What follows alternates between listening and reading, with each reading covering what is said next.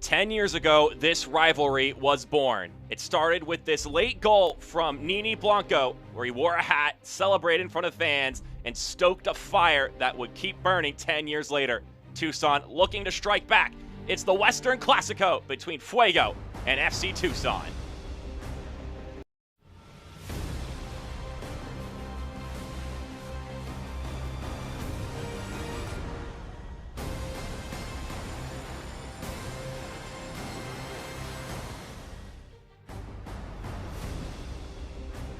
An old rivalry is renewed in USL League One as the Fuego play host to FC Tucson 10 years after their first ever meeting in the PDL. Welcome one and all to this broadcast. My name is Mark Schoenster, excited to be on this one with you all. Could be a new addition to the excellent catalog of rivalry matches that the League One continues to grow and cultivate in now its fourth year of existence. Let's take a look at the standings to contextualize what this game means in the league sense. A couple of statement wins earlier today from North Carolina FC, the Greenville Triumph, and the Richmond Kickers, all sitting at the top of the table. The Fuego looking to join them in that category. They could have sat atop the table had they won last week coming into this weekend, but they still need to find it today. Meanwhile, Tucson at the bottom of the table. And Tucson will be going up against a familiar face in Maxi Schenfeld. He was a great defender and also had some goal scoring in him for FC Tucson last season, but now he dons the Fuego colors and may be looking to prove himself as a worthy adversary against his former club, although I believe there's some respect on both sides of things. Meanwhile, for Tucson, they've been able to score goals in as many games as they played recently, but the fact of the matter is it has not resulted in victories. So maybe if they could score more than a goal today, you know the high-powered offense Fuego have at their disposal, it may take more than one goal, and if they could just bunker down defensively, they could get on the positive side of some results. Well, folks, you're going to want to hold on to your hats. This is going to be a great one. There's a lot of history in this matchup, and it's about to unfurl into a new chapter here in 2022. It's Fuego in Tucson, and it's coming up next on ESPN+.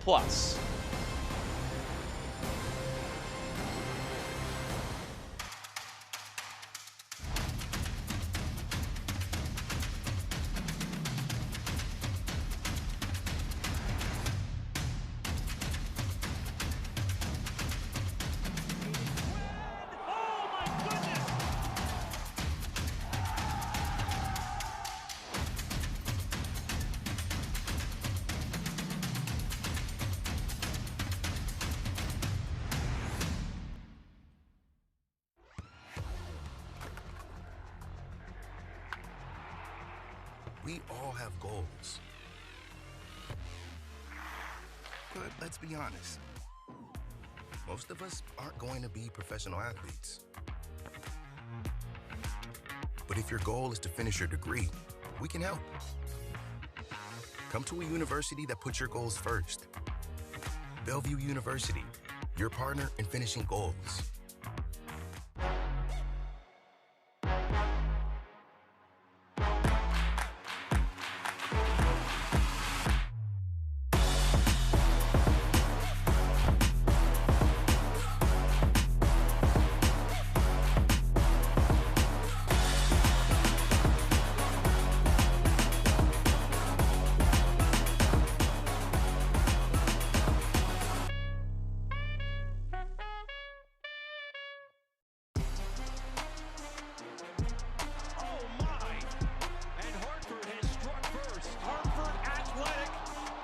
The fans in the stands, and there's that man again.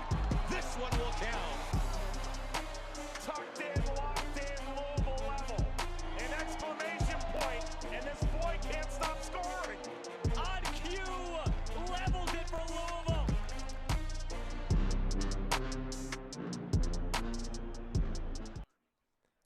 As we welcome you back to Fresno State Soccer Stadium, the Fuego and FC Tucson about to get underway. But before we do that, sit down in your desk. It's time for a bit of a history lesson. Let's go back 10 years to Nini Blanco, now the vice president of football for the Fuego, scores this absolute banger in the 84th minute to win 2-1 against FC Tucson. And he stole a sombrero from a fan in the stands, did a little jig and a dance, got a yellow card for it as well. in this match at Chuck Chansey Park. Over 4,000 people were there.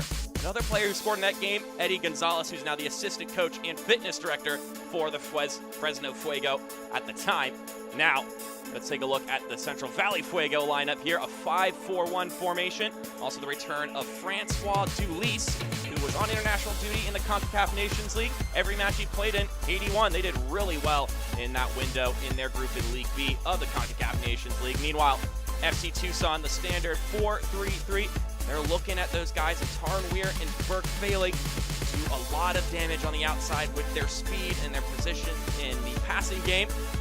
And John Perlman and his side in desperate need of some points here after some unfortunate results, despite good level of play from their side in these past few games. Just hasn't fallen their way. Fuego will be donning their red kits here. Meanwhile, Tucson in their road whites. May 6th, 2012 in Fresno, when these two teams played their first ever match. It was in the Premier Development League, otherwise known as the PDL. And we are underway here, the first edition of the Western Classico in USL League One. The Omaha Greenville Bell, the Henny Derby, along with some other great rivalries in the league, have some new company. And this one end up being one of the best that the league has to offer, especially with its already pre-established history. You saw that clip of that goal. Needless to say, it's a pretty special goal. And here they go, pushing forward already. The Fuego stumbling in. Victor Falkich tripped up. The ball gets cleared away. Here's Luis Perez. Their points this week. We weren't sure if we were to expect to play today, Luis Perez, but he's in and he's kicking. As I was saying, that goal with the sombrero dance shot from around midfield, both teams, when we got to talk to them this week, brought it up without us prompting them. And that happened 10 years ago. So the fact of the matter is it's still fresh on the minds of a lot of people in both organizations. It goes to show you just how special that moment, or how aggravating that moment was for FC Tucson. Looking for some payback here.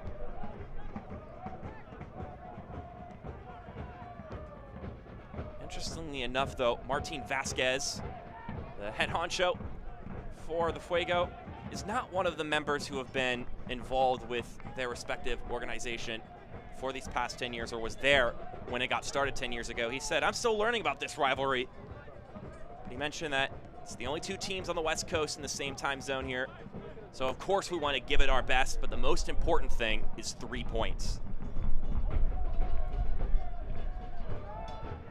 You could tell both parties were excited for this one. It's just nice when you get to travel and not have to worry about adjusting your body to a new time zone, which is what Tucson and the Fuego have had to do in every single one of their other games, whether it be going on the road or coming back from being on the road, having to adjust over and over again. We're gonna get a free kick right at the edge of the 18. Derry Korf, oh so apt at being light on his feet and drawing some mistaken stabs. In this case, it's just Dulis running a little rampant.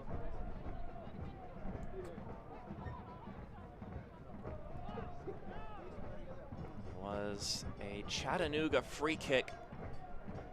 A wonderful strike that put them in the league last week, or the lead last week, when they played the Fuego here at the same venue. As Korf and Perez hover over top of the ball. It'll be Korf. It's a low driving ball and doesn't get too far.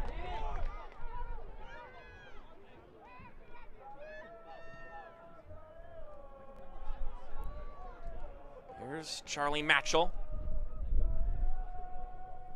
He's able to send into the middle. Coming down once again, no whistle blown this time around.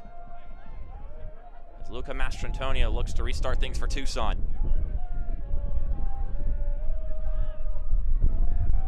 Talking about this game with John Perlman, he mentioned that Martin Vasquez is a good friend. He said he's excited to build a rivalry with these guys between the West Coast teams. And although they haven't played them yet, they have watched them in, reviewing other teams' tapes Of course, many of Tucson's opponents have had to match up with Fuego, and the same can be said the other way around. So Victor Falk persisting, sends the cross inside, and it's knotted away. Before it could connect with Maxi Schenfeld, the former Tucson player.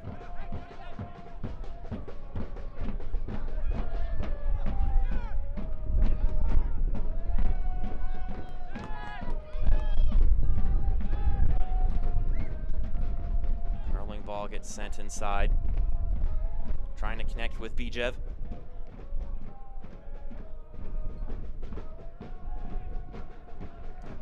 Escorted out for a Tucson throw. There'll be 3 matches total in the regular season between these two sides. John Perlman said those are some big games. Nice to have a West Coast team as well.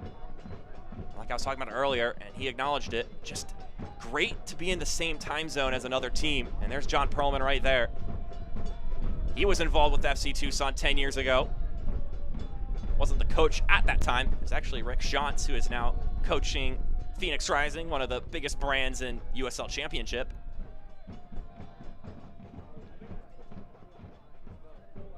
I tell you what, that game from 10 years ago is chock full of names and players who are still intertwined with these two clubs, with the USL, with the MLS even.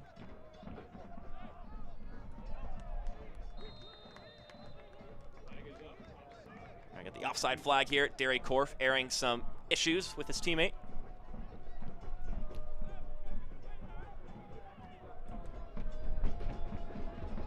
Here come the Fuego once again. It's Nathan Smith. Able to give it back to Ramos. Ramos plays it centrally. It ends up being a skipping ball to find only Tucson players. Here's some effort from Jay. Bit of a tussle there on the right-hand side, and it'll be a foul drawn. Jacob Kroll. It was a 2-0 result here at this same venue last weekend between Central Valley and Chattanooga. And Martin Vasquez himself said that leaving that game, there was a sour taste in our mouth. But the fact of the matter is, for us to grow as a club, we have to be objective. And when we went back to look at the video, it just wasn't our best performance. He said we were on a 5-game unbeaten streak, and a win would have put us in first place. But the Red Wolves wanted it more than us, so credit to them.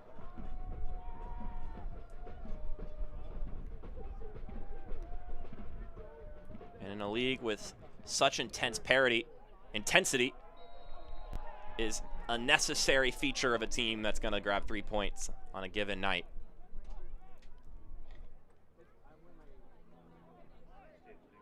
So here come Tucson again. Another free kick.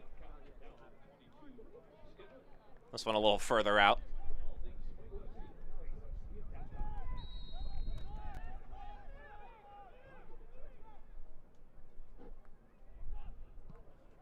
Service comes swinging in wide open. It gets service back inside. And the headed clearance keeps the Fuego safe for now. And now looking to find something on the break. And here they come. Bijev with a stutter step. Plays it centrally to Schenfeld. And a lackluster laid-off pass. Trying to connect with Hornsby.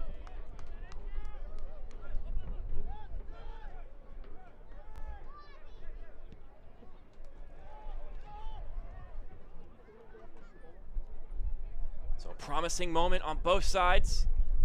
A great cross on that free kick, and 2 players were left wide open. And now we're going to get a free kick on the Fuego side. Roll the guilty party. Let's take a look at the last free kick that was taken. We need to take a peek at it again. Wide open on that right-hand side. 2 players completely unmarked. Charlie Matchell, as well as Kalen Fox, both camping there. So marking defensively on the set piece wasn't great, but let's see if Fuego are better on the offensive end of it.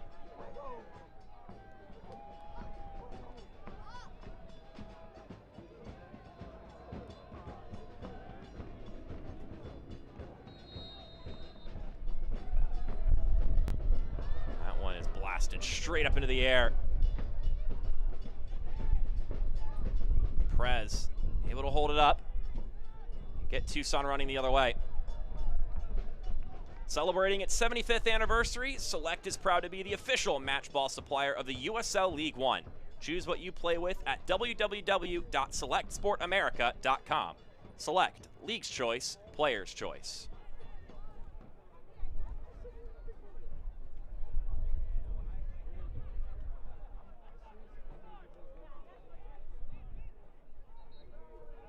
Couple of chances for both sides in the opening moments. And although many of these players weren't involved, actually none of them were involved in that game 10 years ago, I'm sure the staff have imparted some of that passion that had been held in this rivalry. And then as these games transpire, especially when you get tightly contested, close games, new history is established.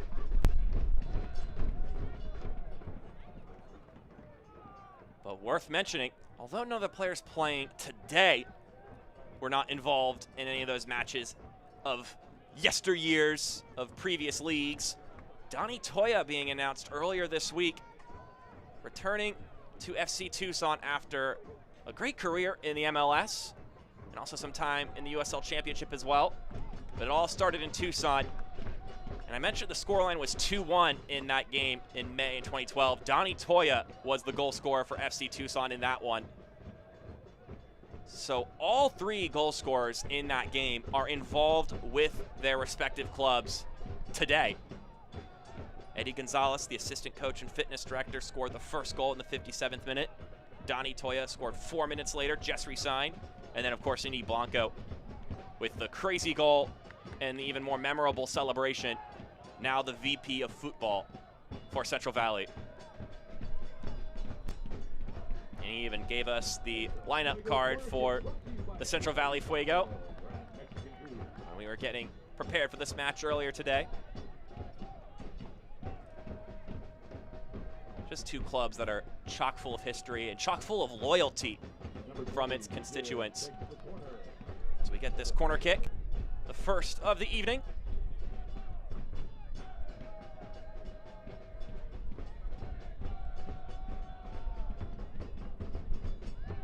Bijev's ball comes in, bounces off of a chest and gets cleared away.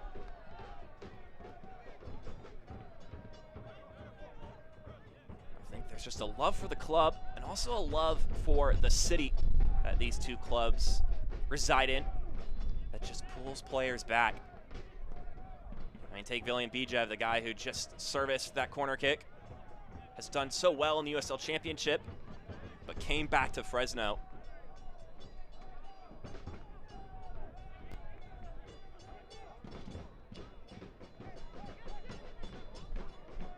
Of course, these two teams, all the better for it.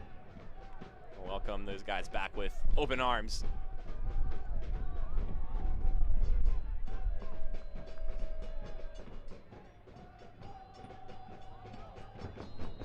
A little bit of a piggyback ride there. Some 13-on-13 action between Perez and Francois Dulis.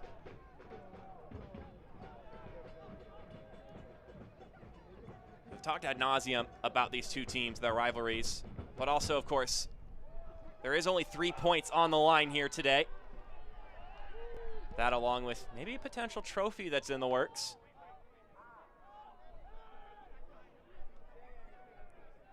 It'll be awarded at the end of the year when the team with the most points in the series is established in the 3 games. And if you're curious what that trophy will look like, get this. It's going to be a sombrero. So if you're not geeking out right now, then you must not be listening to what I'm saying, because when I found that out, I was floored. That is just not only perfect for the two cities, but also it already has a history established inside of it. Oh, I could gush forever about that. Service comes inside, nodded away.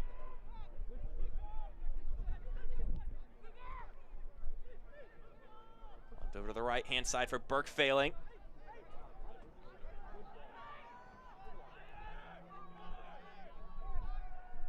And it's kind of how the rivalry was born, that sombrero, with that celebration. It's that perfect bit of extravagance with a goal celebration, but it's not too ridiculous. You know, sometimes players could take it too far when celebrating, but that's just the perfect bit of wackiness. Fuego once again on the push. Jay with the cross, gets it deflected right back to him. Second take, nodded out. Brought back down by Ramos nicely. Some compact passing here. Hornsby. Here's Victor Falk. Falk centers it, and it's fallen on top of by Carlos Marancio.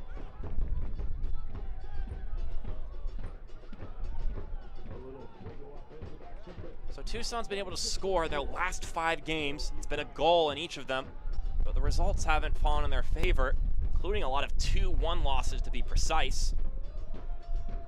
John Perlman himself said that, I feel like we've seen every permutation of a 2-1 loss these past few weeks. He mentioned their game last week hosting Omaha. He thought was one of their best of the season, had 65% possession. Here's Hornsby, laying it off to Schenfeld.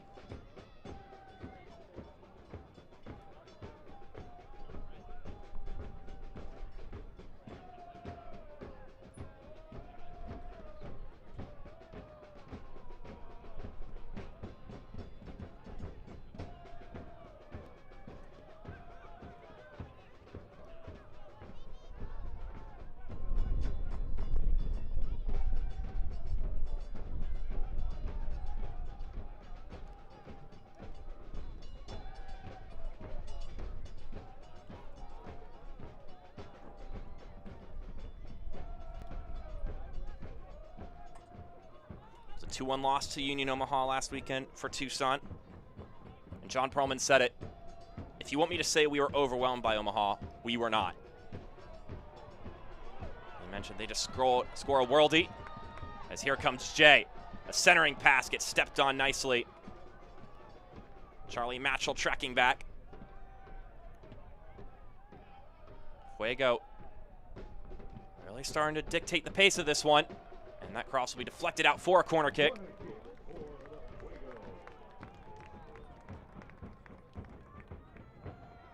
A worldie goal and then a great cross and header were the 2 goals conceded. Now here's an interesting story. That's Raymond Mendoza, our red hat, and he's kind of a liaison between the pitch and us here in the studio broadcasting this game.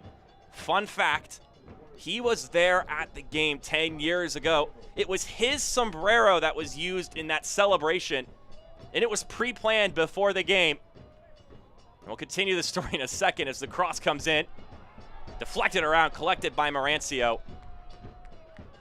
He talked to Nini Blanco, and he said if you score in this game, since it's the weekend of Cinco de Mayo, you can take this hat, put it on, and celebrate. And at the time, before the game, Nini Blanco thought, nah, I'll get a red card for doing that. But then you score in the 84th minute, and you score that kind of goal in that kind of game. And suddenly, you know what? The hat seems like a good idea. So he got the hat from Raymond Mendoza. And then the dancing portion, though, that was all quality Nini Blanco. What a time, what a day that was.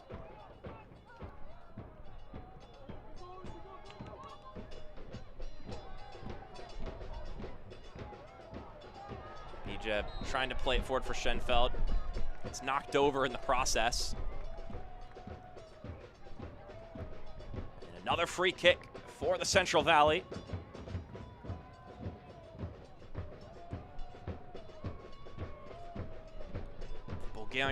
Bulgarian striker Viljan Bijev drawing the foul, and now going to be one of 2 players sitting behind this ball. I already talked about the set piece that killed him last week, a set piece that also was the death of FC Tucson in a way a week ago as well.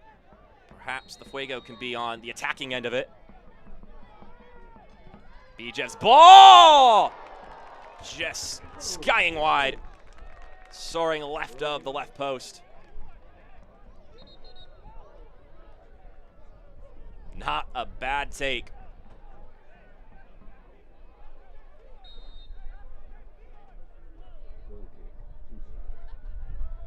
Got a nice weight to it.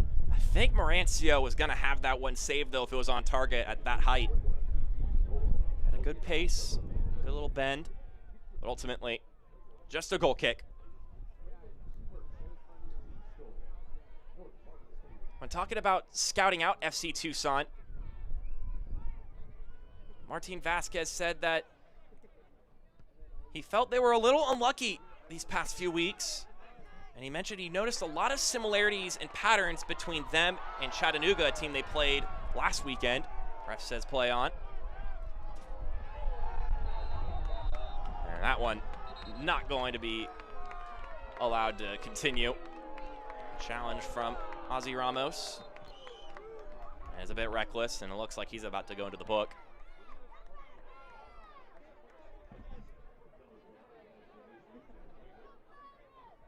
So Ramos gets the yellow, his 5th yellow of the season.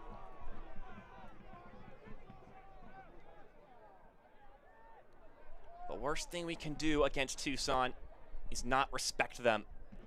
That is what Martin Vasquez said about his opposition. So we take a look at this foul again. Yeah, coming in from behind, coming in late. That's a booking. In a way, it's a chance to make up for a mistake that was made last week. Talked about not wanting it enough. And going up against a team that was hungry for a win. Tucson, similarly to the Red Wolves, hungry for a win. And just missing that pass on the breakaway is Victor Falk. Well deflected. They may get a second take at it. Dulis. Sliding challenge, knocks it away. Kalen Fox coming on the slide tackle to knock it out of play. But it will be a Fuego free kick. Meanwhile, inversely, John Perlman scouting out Fuego, he said that Bijev is responsible for 75% of their chances and that he is a difference maker. But they've got some good guys outside of that. Ozzy Ramos, the guy who just got that yellow card moments earlier, actually was coached by John Perlman at one point in time in League Two. He said the group as a whole can kill you with diagonal passes, and they play till that final whistle. But then on the tactical end of things, he mentioned that they don't press like some of these other teams in League One do. They give you space to operate, so let's take advantage of that. That's all John Perlman talking about the Fuego.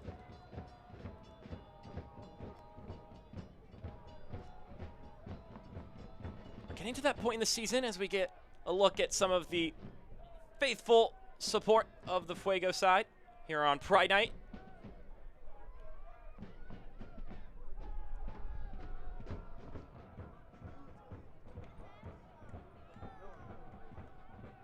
I will say this, I am a sucker for a good green jersey. And Fuego, among with some other teams in this league, have some great green kits.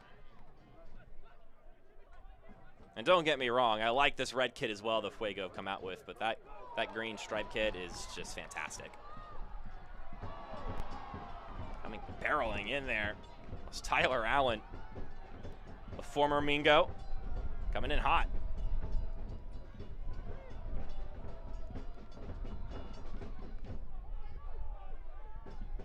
He played into a corner, but he has time to dispose of it.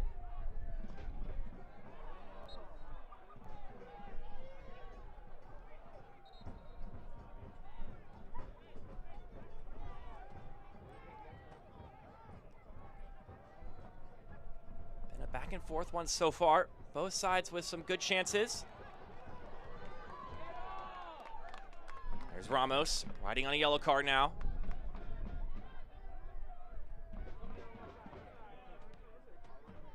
Not sure how that one felt to Falk, but you know what? Sometimes the ball pops out in mysterious ways.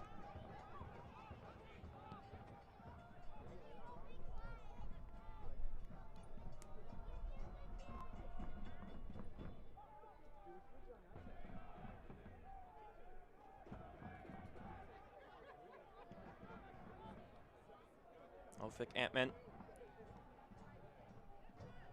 the perennial starter. Now for the Fuego, another guy that John Perlman pointed out as a talented keeper.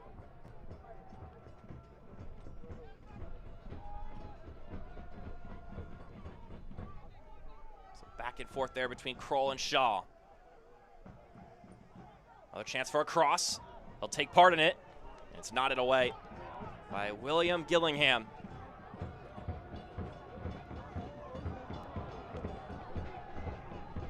Nearly left off in stride for Sharif J.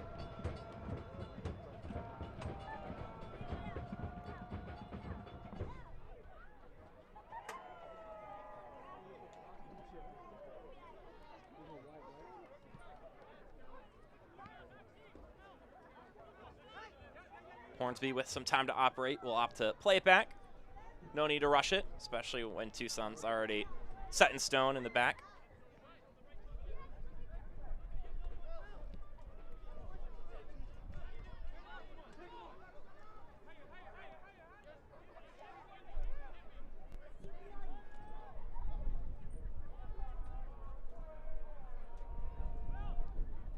Dulis, the outside of his boot, sends it to the right-hand side. That seeking pass is unsuccessful, but Ramos, as he does so often, picks up the pieces.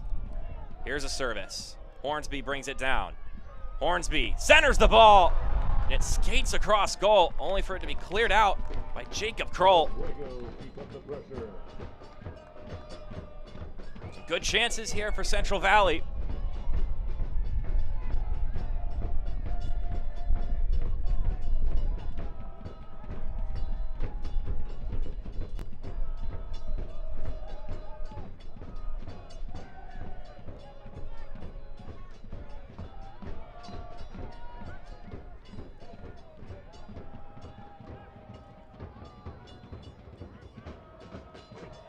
Failing.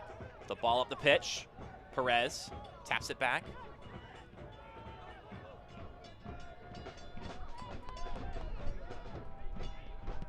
Allen with the seeking ball forward. Will the flag go up?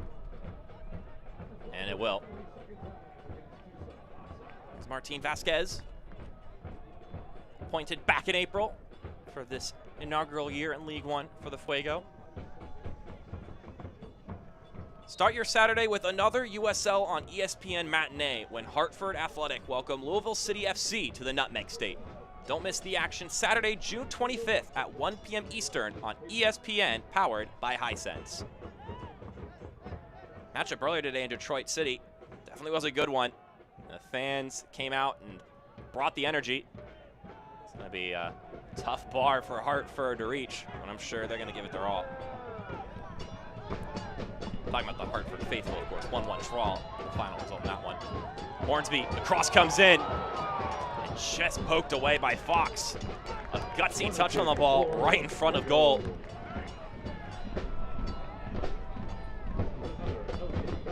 Service from Hornsby, looking to find his man in the center. It'll be another corner kick. That's a great ball. BJ was coming in.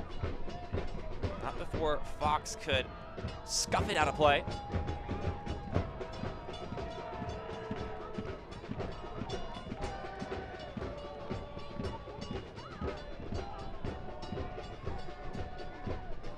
Ball sinks down, headed away nicely. Combination of Charlie Matchell and Burke Failing, the ones knocking it out.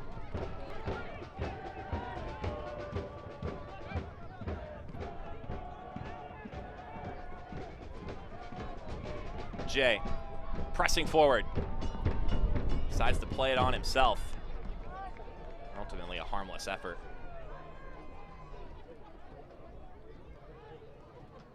These guys like to respond. That's what Martin Vasquez said about his Fuego roster. He mentioned that they've been laser focused in training. He mentioned he thought that we were going to see the best out of him today. He mentioned you like to see that as a coach when your team gets down, has a bad result, for them to just step right back up and look to prove themselves. And he said you have to take it to the game in this league. There are no gimmies, and we took that last match last weekend for granted.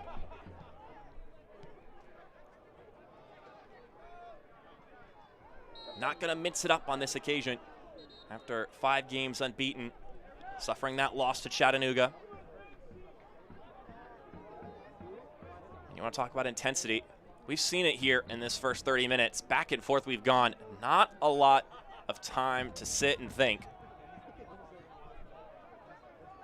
Both teams have been moving forward with a purpose. Poor touch there from Korf gives it back to the Fuego.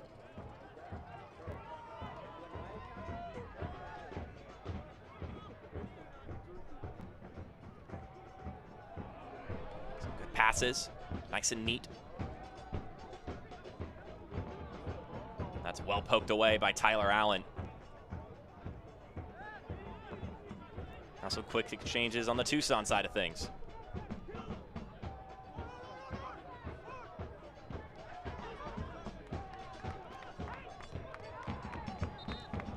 So currently, Tucson sitting at the bottom of the table, 7 points, the only team outside of double-digit points so far this season. John Perlman said it. We've been here before. Nobody is panicking. Of course, at some point, you got to find the results, but they're not in scared mode yet. He said, training's been good.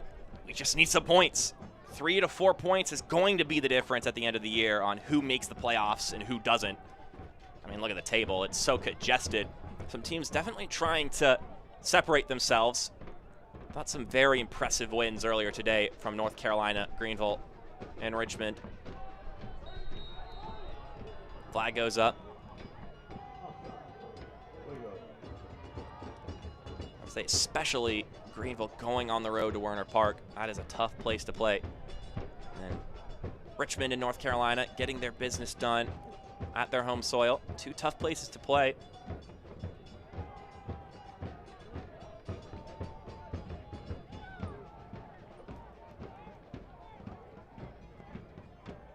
Although we had some impressive wins this week coming into today's game, we also had some wild wins, some wild results last week. And if you weren't able to tune into those games, we'll catch you up on them at halftime. So it's a reason for you to stick around and see what all the fuss is about from week 11.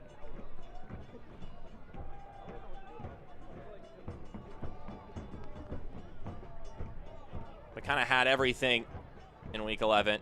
Red cards, yellow cards, stoppage time goals, teams from below the playoff line beating teams above it. But at this point, that playoff line is rather blurry, I would say. Yeah, there's a top 6 teams via a point or goal differential, but the fact of the matter is nobody at this point is comfortably at a spot in the table. And that works in favor of Tucson, who are at the bottom right now.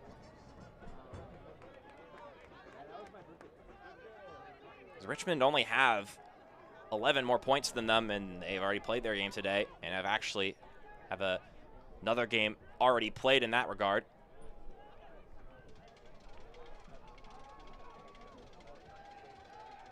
It's certainly not panic time. We're only in June.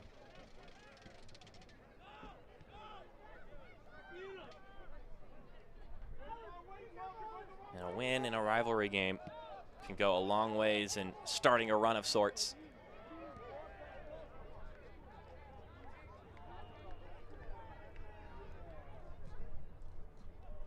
Kroll able to connect with Korf all the way up the pitch. Just a ball along the sideline. Perez. And a crunching collision. It's well handled by Gillingham. Korf lays it off. Failing. Winds up. And Ant-Man's got it. Just floating in the air and then making its way back down to earth. A handy slide there from one Charlie Matchell. It's one of those diagonal passes that Jonathan Perlman was referring to when we talked to him earlier this week. Got to be careful about those diagonal passes.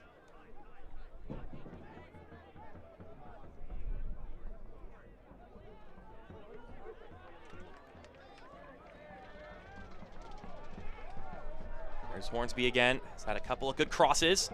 He gets it back to him. Excellent exchange. Hornsby squares it. No one's there for it. And I don't think that's on the fault of Hornsby. You expect someone to be sitting around that penalty area. But here they come again. Jay's shot! Just rocketing over top.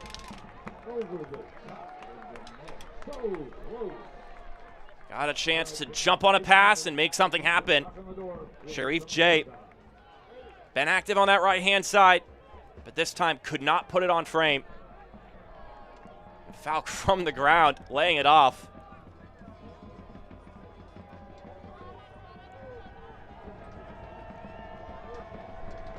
Don't miss a minute of the action in 2022. Whether your club is on the road or at home, catch nearly every second of USL League One action on ESPN Plus, the home to the USL, MLS, La Liga, the Bundesliga, UFC, and more. Sign up today at plus.espn.com.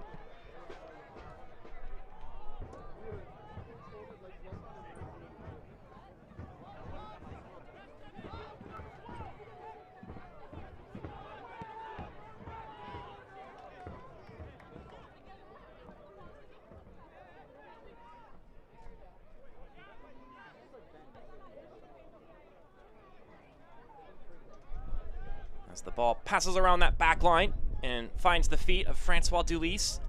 Mentioned earlier, coming back from playing for Haiti. He arrived back in California on Wednesday.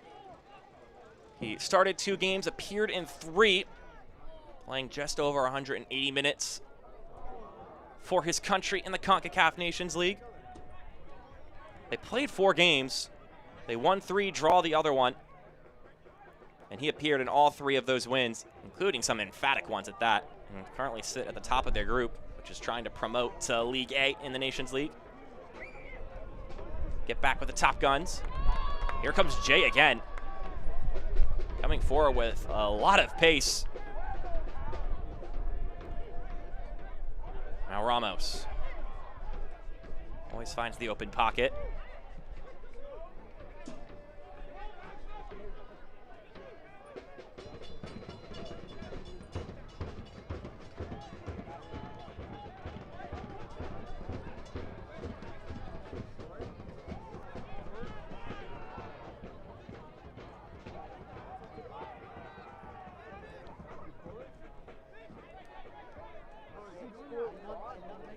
In those 4 games Haiti played, the last one was the one Dulis came off the bench, only played about 7 or so minutes.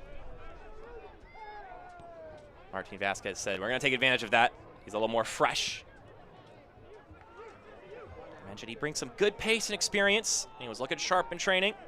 And surely after your country does really well and you're a part of that, it's always a good way to get a boost of confidence coming back to your club.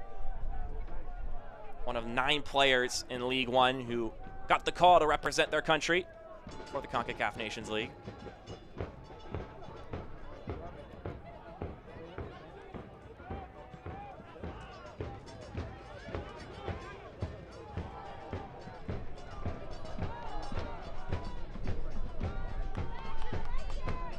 Failing taps it back. Matchell gets it snatched away. Here's Bijev. Into the 18, Bijev tried to find Schenfeld. He's had some chances in this game, Maxi Schenfeld.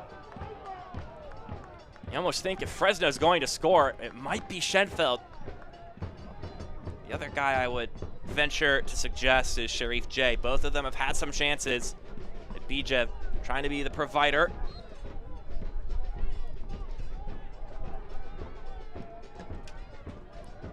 He could have just got in without the contact with Tevin Shaw. Schenfeld potentially could have taken that one time, but alas, not to be.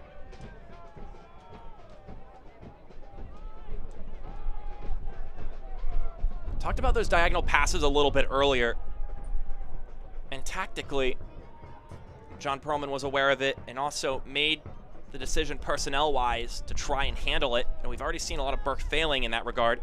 But him and Tarn Weir are 2 guys that Perlman highlighted as crucial to how they were going to handle the Fuego in this matchup. He said those are 2 smaller, quicker guys who are great passers. He expects them to jump on some of these passes, which they've done so far in this game. And was talking about how they're going to be critical in filling in for Luis Perez, but Perez is also playing, so you get the best of both worlds out there.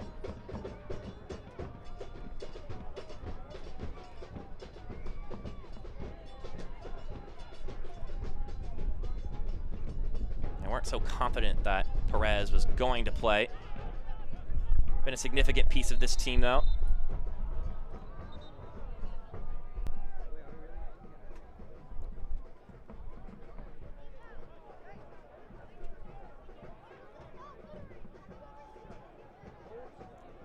So we got halftime coming up. I mentioned earlier, we're going to go over the Week 11 highlights. We're also going to talk a little bit about the history that was made this week with Kobe Henry going across the Atlantic to play in France. We had a good old interview for you to sink your teeth into.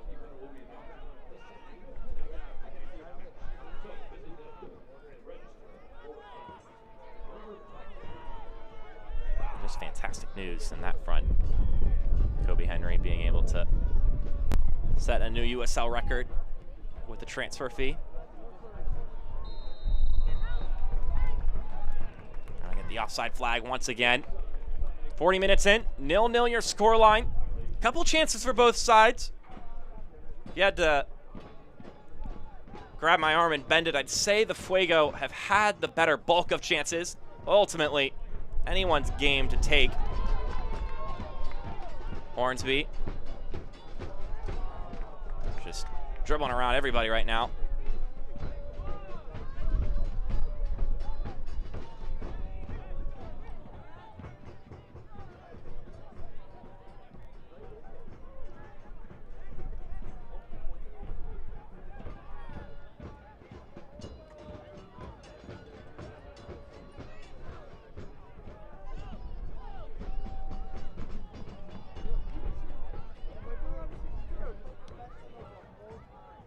See 2 goals in that last game, the Fuego.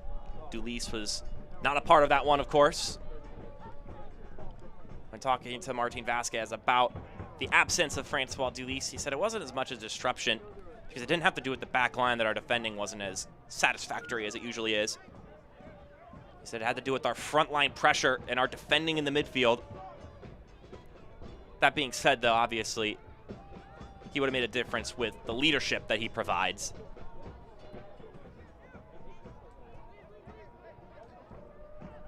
23-year-old, already proving to be a valuable asset in the maturity category. That was well brought down by Jay.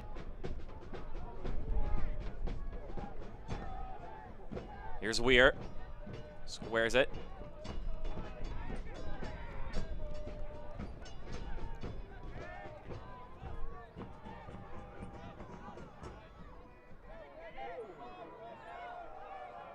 Allen will tap it back. It's a nice day in Fresno right now. A little bit of a breeze, 73 degrees. Good time to be playing some soccer, especially when you get into these summer months where you're going to get some blazing days where it is just relentlessly hot.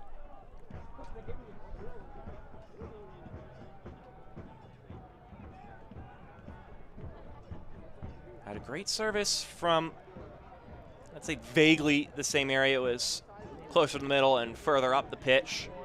But it was probably the best chance of the night thus far for Tucson.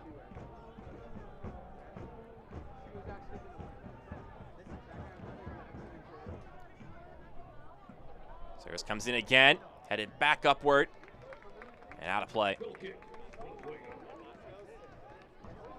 Kalen Fox wearing the captain's armband and connecting on that header.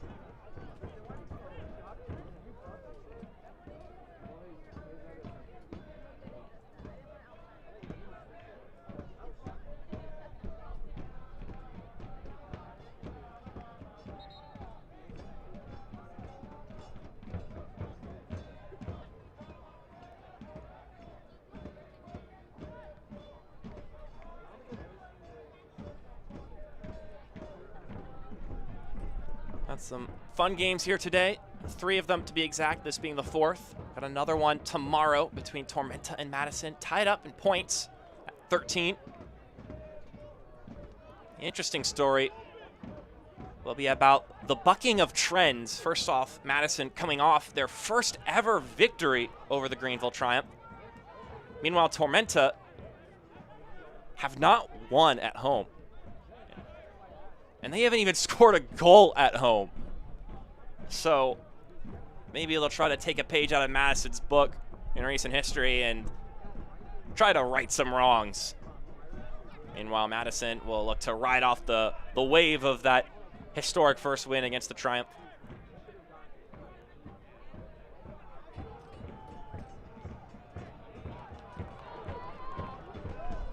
And everybody but the Fuego have struggled to score, though, at Eric Russell Park, having scored 4 goals and a half against Tormenta. Came completely out of nowhere, because at that point in the season, Tormenta seemed like this gauntlet of a defense that it was just asking for a lot to concede even 1 goal, and then Fuego came in and bam.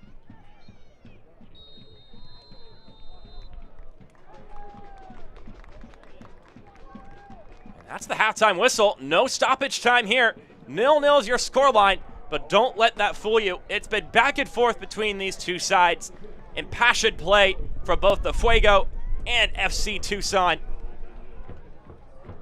And now it's time for the tactical adjustments for both coaches to see if they can find that breaking point, or they can score a goal, take a lead, snatch 3 points here in the first edition, at least the first League One edition of the Western Classico. 0-0 your scoreline. But fans, do not close your screens, turn off your TVs, or any of that negative stuff. We got some good halftime content coming your way on ESPN+. So let's get to that after this break here. 0-0 after 45 minutes, but it's been good.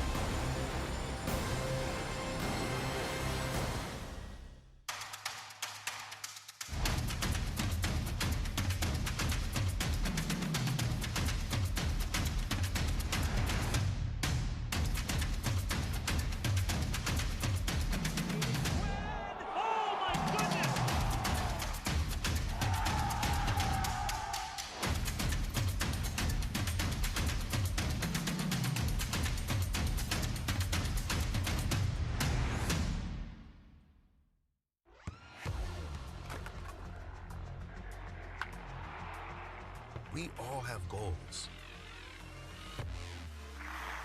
But let's be honest. Most of us aren't going to be professional athletes. But if your goal is to finish your degree, we can help. Come to a university that puts your goals first.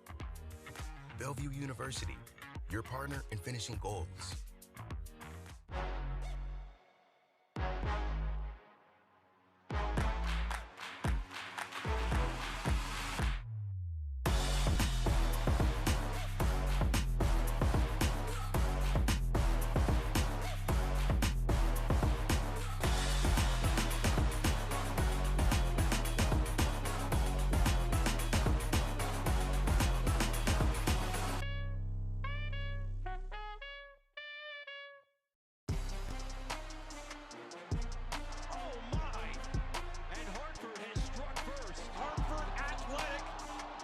The fans in the stands, and there's that man again. This one will count. Tucked in, locked in, Louisville level. An exclamation point, and this boy can't stop scoring. On cue, levels it for Louisville.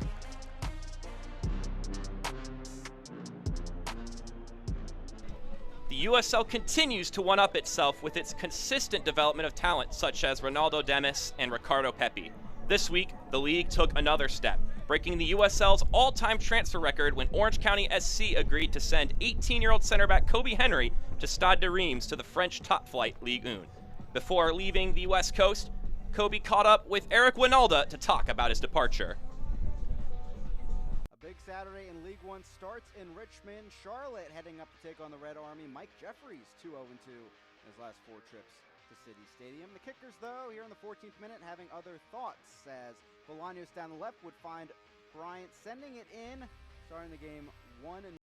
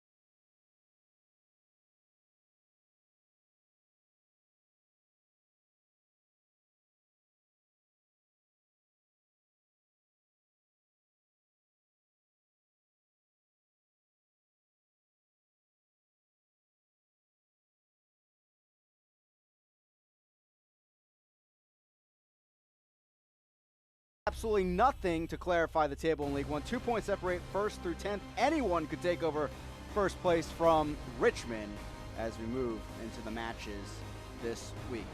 And so far, 75% of League One matches have been a draw or decided by 1 goal. This is why the table is so tight. Coming up, we'll have more from the USL.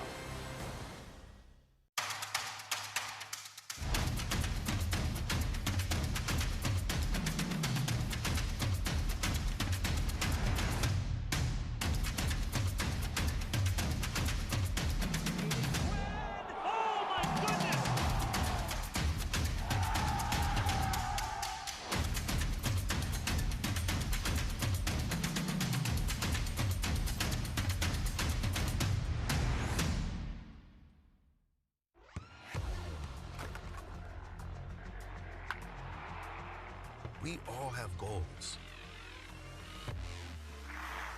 But let's be honest. Most of us aren't going to be professional athletes. But if your goal is to finish your degree, we can help. Come to a university that puts your goals first. Bellevue University, your partner in finishing goals.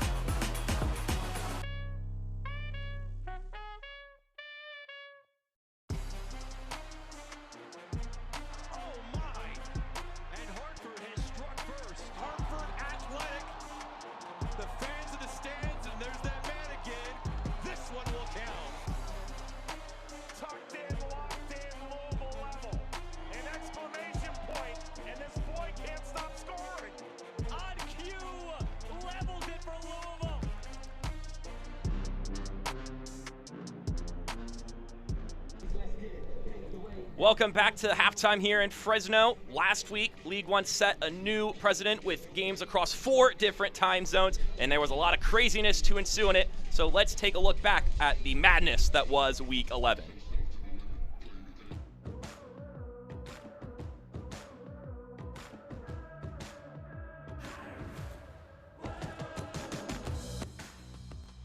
You were a player that was sought after. You could have done this differently, but you chose to play in USL. Why did you take this pathway? I believe that the USL had a better pathway for me to reach my goals. Orange County had a great plan and set for me to go and do big things in my career. The first part of that dream is to be signed in a club in Europe. Where's your head right now? I've dreamed of this moment since I was a little kid, playing in the biggest stadiums and over in Europe, overseas. So this is really a dream come true for me. Kobe, since day one he came in and he understood what his role was, just to grab all the information he could. He's on a journey to fulfill a bigger pathway, which was going to Europe. Deflected out by Kobe Henry. You're in Europe, and you look back at how you got there.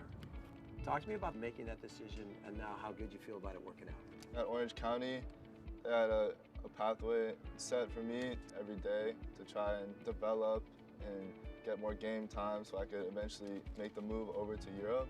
That's always been my passion and my dream. And now that I've made the move, I'm just really excited and ready to get to work. What does it mean now to send one of your players off to a level that a lot of people didn't think was possible, but he's done it through your tutelage? Hopefully that just sort of ignites a real movement throughout the USL that other clubs take our lead and we start developing top talent. It's a job of us as an organisation and as a league to try and develop the next superstar. Kobe joined us with a lot of potential, but Kobe's real super strength is his mindset, his ability to learn. He has an environment around him that we try and give him that nourishment, but ultimately we can only give him the food. It's down him to apply it, and he's done that on a daily basis, and obviously he's reaping the rewards for that. With Kobe's transfer into Stade de Reims, what that has done for the league and for us as a club, now a lot more players are looking at the USL as a development because it's very clear we control the players' rights 100%. We can sell the players as soon as he's ready to be sold. I think every team in the USL has the opportunity now to learn that you can develop players while still competing for championships, and you don't have to do one without the other. You are young, but what would you say to the next kid? If you had the chance to have an influence, what would you tell them? I would say to explore the USL League for sure, especially a club such as Orange County. They had a whole plan set for me, and together we've gone through and achieved every single thing and ticked every single box.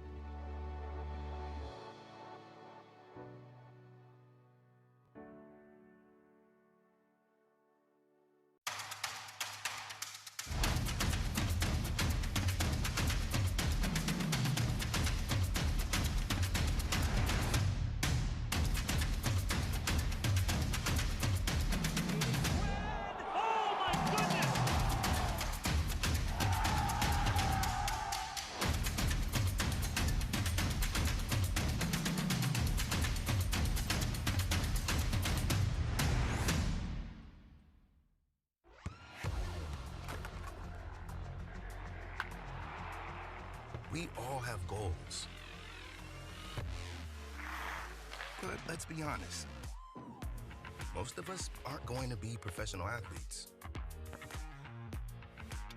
But if your goal is to finish your degree, we can help. Come to a university that puts your goals first. Bellevue University, your partner in finishing goals.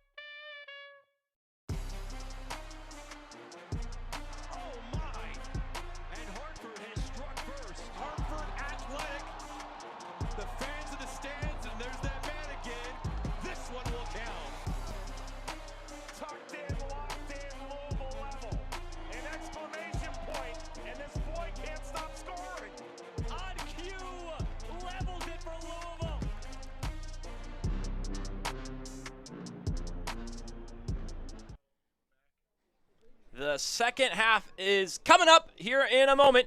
It's 0-0 after 45 minutes between the Fuego and Tucson in the Western Classico.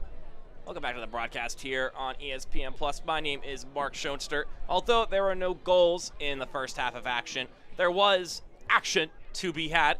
So let's take a look at everything that occurred in the first 45 minutes. A couple of good chances from both sides, but ultimately they weren't able to put any of them away.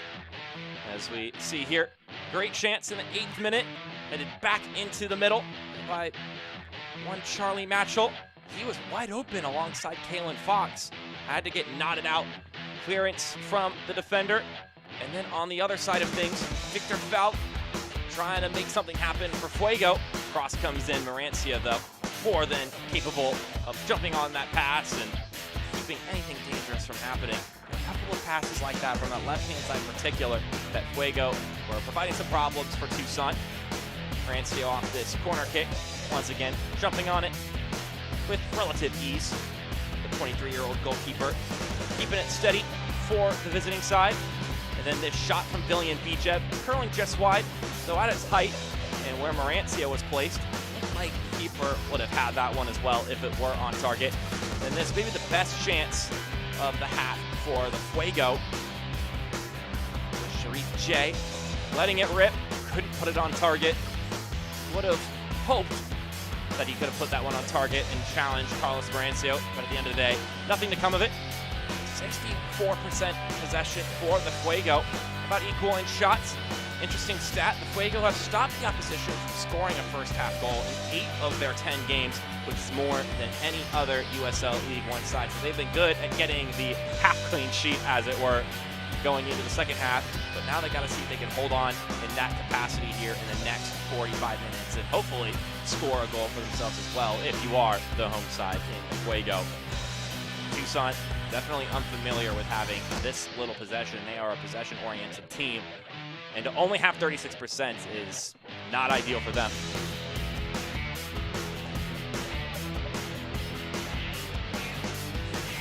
So starting off today was a matchup between the Kickers and Northern Colorado. The other two games were a 2-goal difference. This one would end up 3-2, so 5 goals to spare. And it's always fun here at City Stadium. The Kickers donning their black kits with the cookie texture on the sponsor and logo.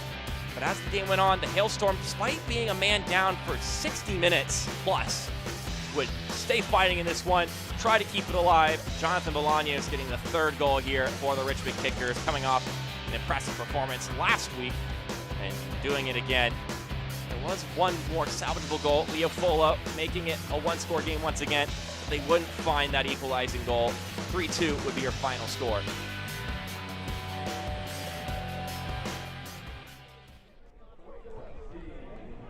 Expected goals between the two teams, just .27 for Tucson and .14 for Fuego. So despite having such minimal possession, Tucson's chances have produced better looks at goal. They're the only ones with a shot on target. 0-0 is your scoreline. I'm sure that John Perlman will be emphasizing try and win back possession and not have those careless passes, especially the ones that Ozzy Ramos is plucking out and winning back for the Fuego.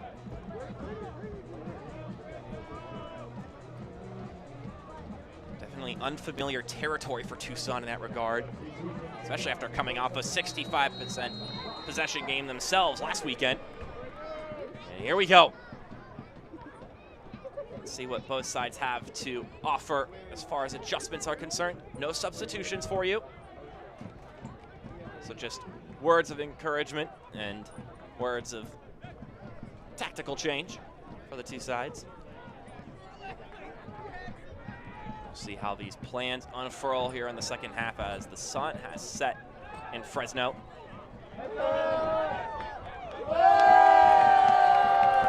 Again, my name is Mark Schoenster as we hear some of the chanting from the crowd and see the mascot as well.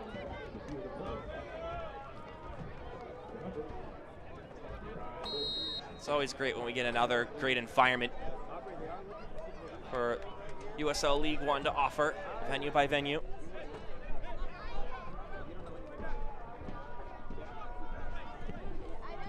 Back on that upward trajectory, obviously, with the pandemic, attendance was pretty much a non-factor last year. Things were a bit questionable as far as venue by venue and how many people were allowed. Now it's a chance for every team, every club to grow the culture and grow the numbers at their home stadiums. And this league has a lot of great venues to offer.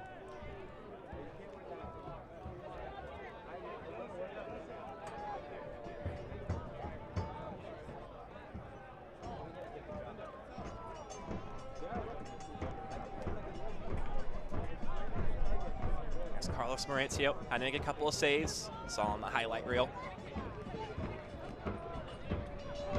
More than Ovic Antman has had. Because he hasn't had any.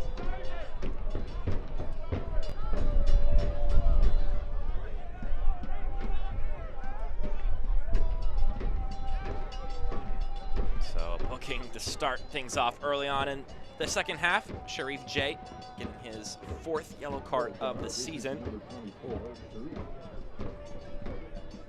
Just coming in hot and making the challenge late.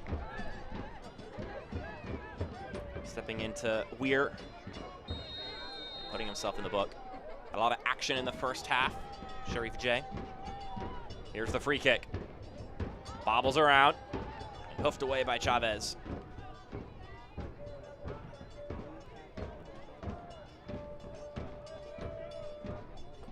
Some pressure in the corner for Hornsby. Got 2 players closing in on him. And that'll win a Tucson throw.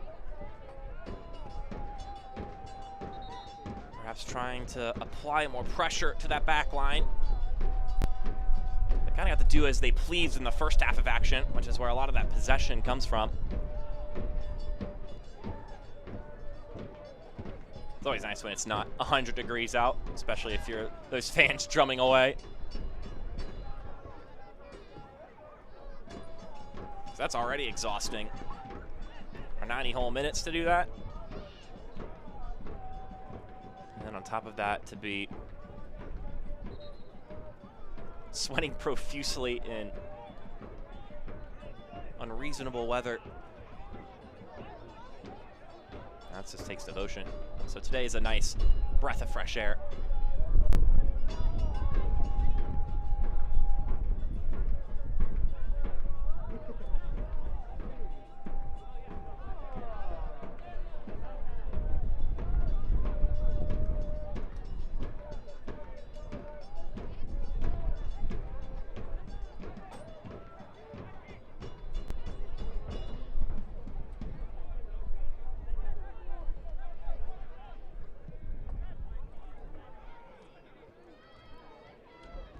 Jay pops it up. Making the run is Nathan Smith. Still on it now. Here's Falk. Sends in the cross. It's headed away by Allen.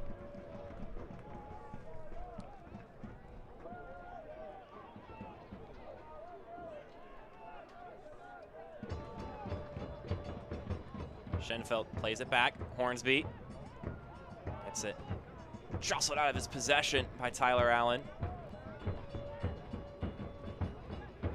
And now the Fuego, the one setting up.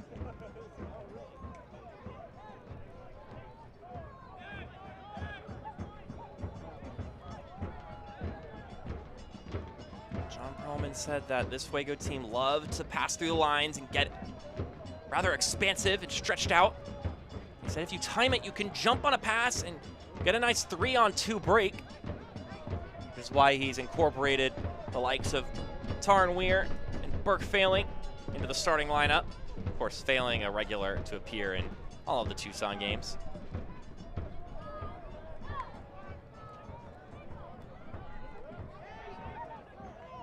It's a moment of opportunity. Korf caught behind the line once again.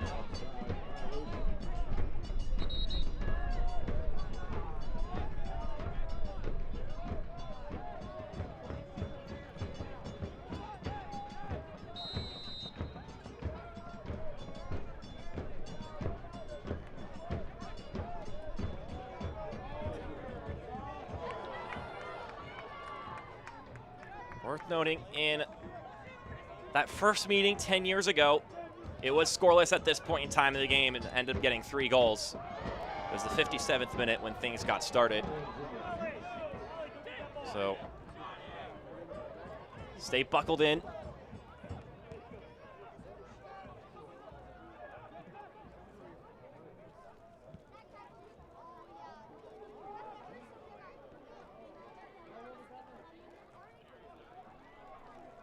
So what you're looking at there is the mayor of Fresno, Jerry Dyer. At halftime, he was given a Fuego uniform, which he's now sporting here. He is happy to be wearing it. He looks like he's also happy to be there. So one of the halftime festivities, along with auctioning off a one-of-a-kind pride kit that the Fuego were giving away as Falk taps it back rather unintentionally. Well stepped on. Smith tried to give it to Ramos, his counterpart, and that ball rolled out of play.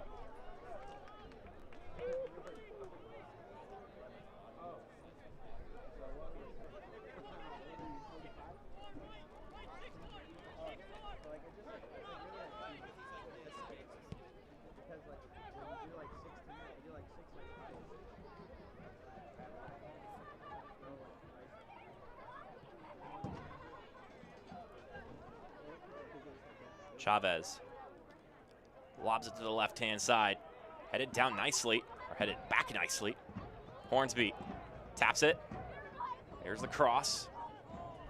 Bounces into no man's land, but Jay can pick it up.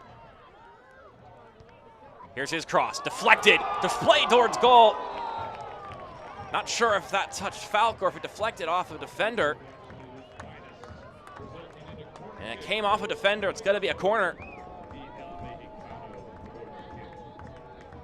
So here's the cross.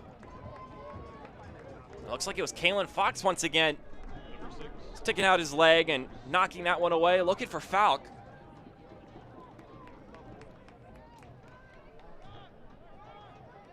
So it'll be a corner kick for the Fuego.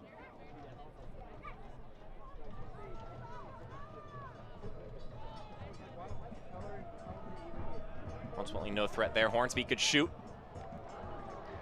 And that one flutters across the goal line and out for a goal kick. Rancio quickly winds up. Ultimately, if you're trying to pull a fast one, there's too much hover on that ball. It'll come all the way to Ofik Antman.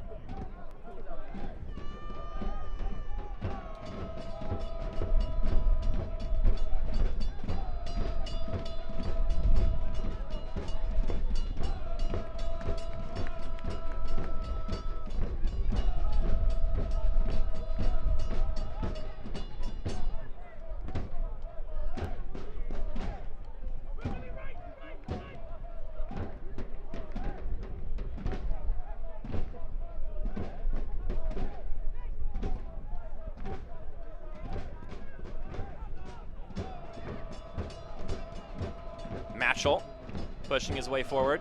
Check that was failing. Korf goes down. Whistle is blown. See what the ref's deciding. Our head official today, Joseph Salinas. Couple things going on there. It's going to be a free kick for Tucson. A little further back, played some advantage. And a yellow card being issued. And it's Maxi Schenfeld. His 5th yellow card of the season. Also got booked frequently last year for that matter for FC Tucson. So I guess some things don't change.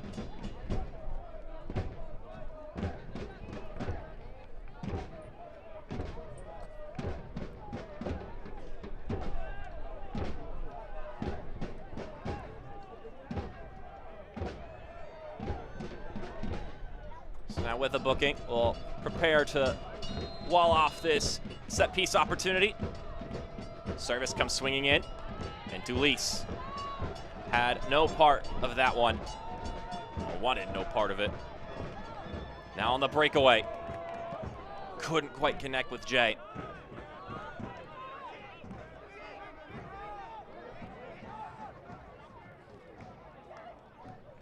That one came off the chest of Derry Korf.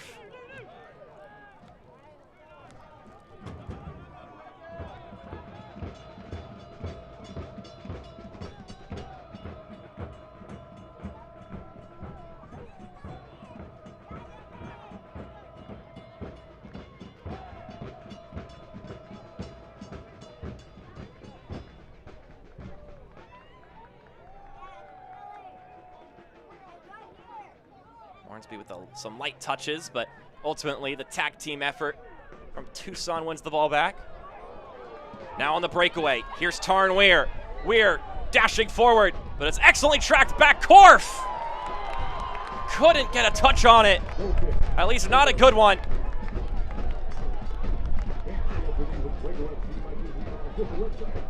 How about that tracking back? Tarn Weir was breaking away all alone. I think it was Michael Hornsby who turned on the jets and tracked back.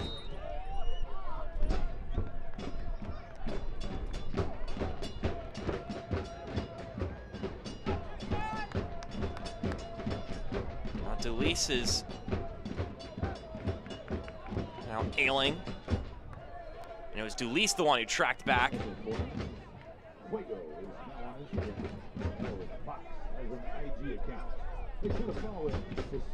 Look how quickly he closes the gap. And then Korf. That's a moment your number 10 has to convert. It just didn't work out.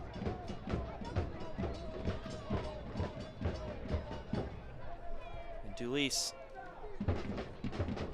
still a little ginger. He's looking to walk it off, though, clutching his rib cage, it appears.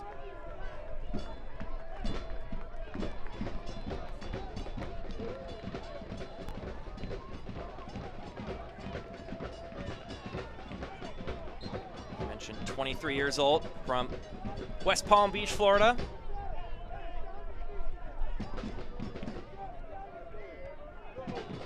Can't watch the match? Turn on Sirius XM FC 157, North America's only 24/7 source for engaging soccer talk, including USL All Access Tuesday nights at 7 Eastern. Plus, hear live matches from the USL, MLS, English Premier League, and more, all on Sirius XM FC 157 and the SXM app.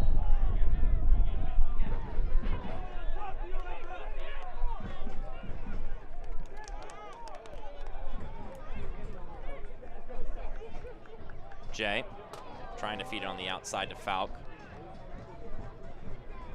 That was an excellent touch right there from Luis Perez. Stepping through it, letting it roll by. And shaking off the hunting defender. Slipping ball through, flag goes up. Luis Perez on one end. Trying to make it happen on the other.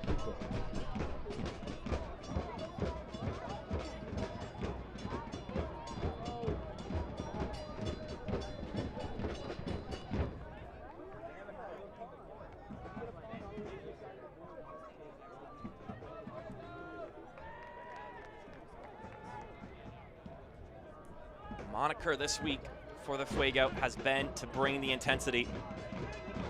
Martin Vasquez said that last week our energy wasn't there, our quality wasn't there, our intensity wasn't there.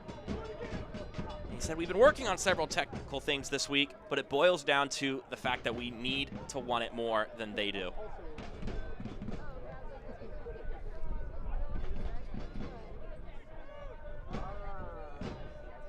And at this point, who wants it more? It's still up for debate. 2/3 of the way through this matchup. Both sides yet to score.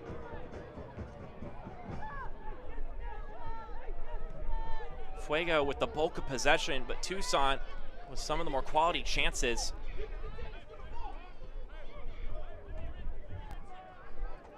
But neither side proving clinical.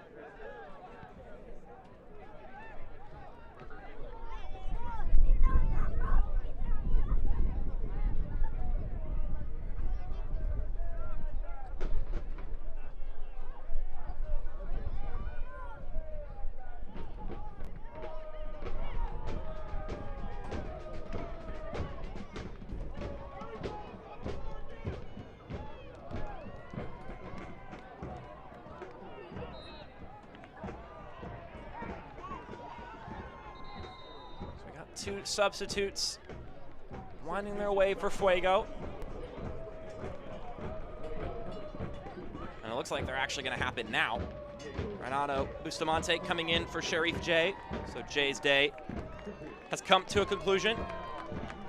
And then Diego Casillas will come in for Maxi Schenfeld. So the former Tucson player, that's it for him. Talking about Schenfeld, Martin Vasquez said that he's been happy with his play, a quality player.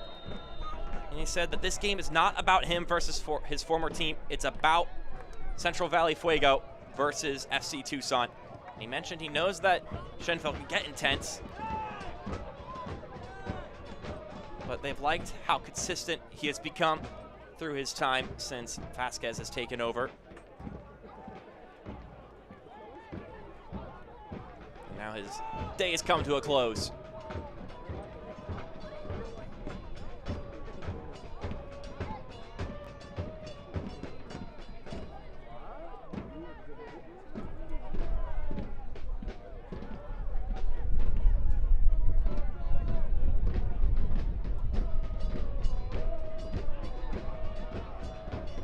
That's an easy call.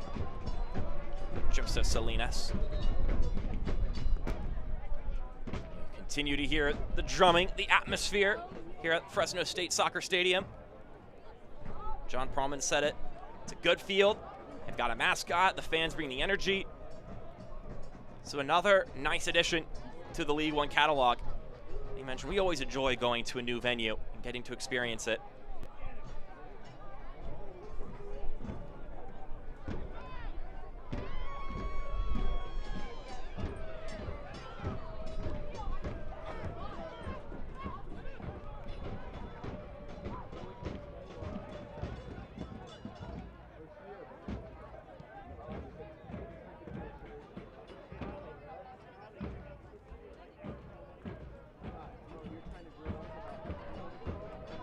Perez slips it to his right-hand side. Some good moves there from Burke Failing, light on his feet.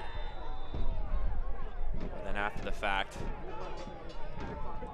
earns the yellow card for the foul. His 6th yellow card of the season, Burke Failing.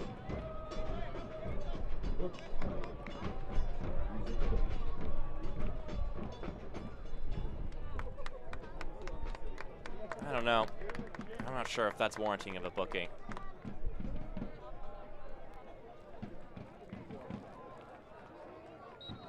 He was the one in possession of the ball and was just trying to get it away. I'd say I've been in agreement for the most part with the officials tonight, but that one definitely leaves some questioning in the air from my perspective.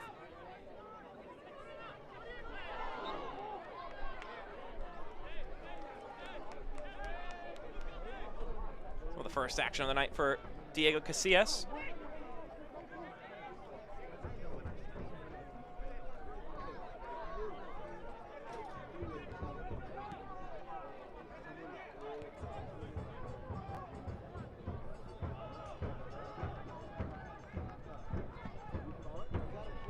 That is a long ball from Mastrantonio.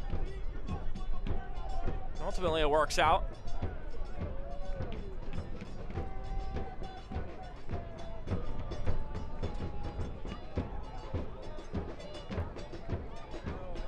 Here's Korf. Can he keep it in play? He can't, and he may have won the corner kick if it had not been for Antman. But the flag comes up, and it actually did go out of play. So it will be a corner kick.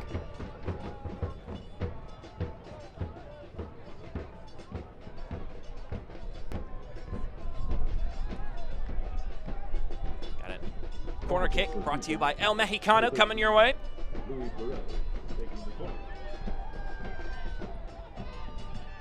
Set pieces could end up being the difference maker in this game. We've had some good chances on set pieces, and both sides struggling to find that final touch. As that ball comes down, it bounces over the crossbar. Many players tumbling over in the process. And it was Luca Mastrantonio, all too familiar with finding goals off those corner kicks. It wasn't accounted anyway. The foul was called.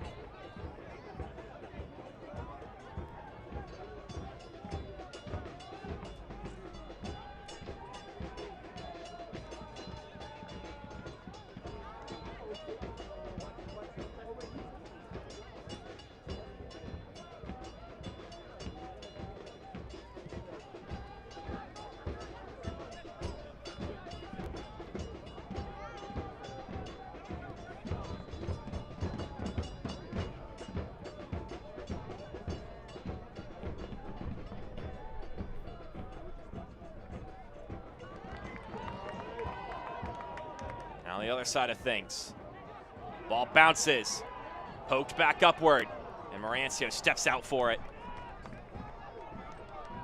Renato Bustamante getting his first touch.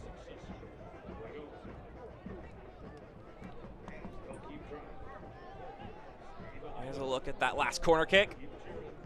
Sinks down, Mastrantonio has to duck and bend over. But ultimately, Derry Korf foul there, disrupting that chance. Didn't go in anyway.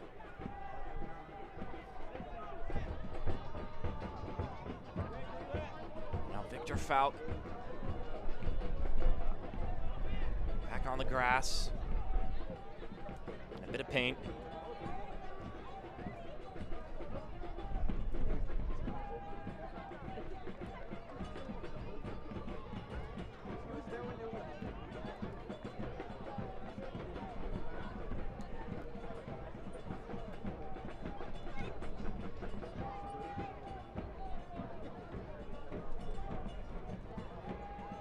Looks like he'll be good to go.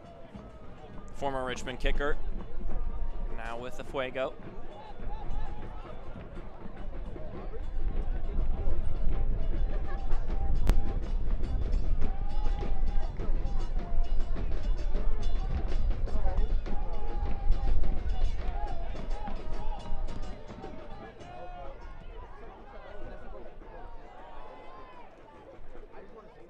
Tyler Allen dashes forward, but then that ball whizzes by him.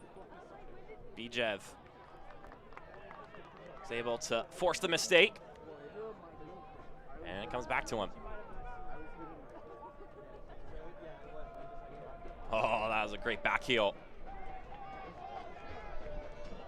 Here's Korf. He's able to shrug off Casillas temporarily. Now Kroll.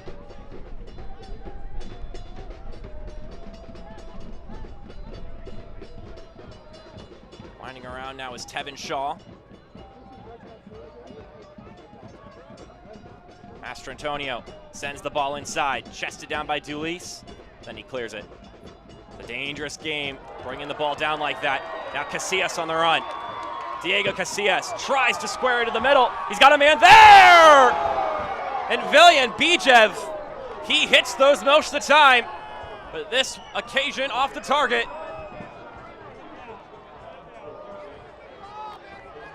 Five goals on the season. A well-seasoned goal scorer in the USL Championship. Was not to be. Look at this effort.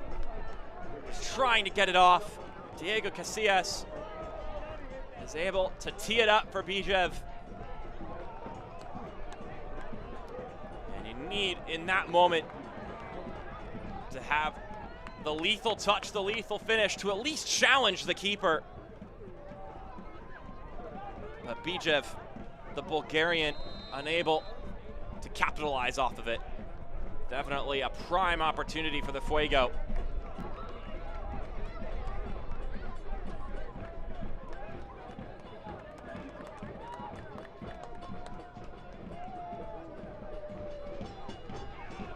So the Fuego trying to right a wrong from last weekend. Tucson, bottom of the table, haven't felt that their quality of play has earned them a spot at the bottom of the table. They think they deserve better.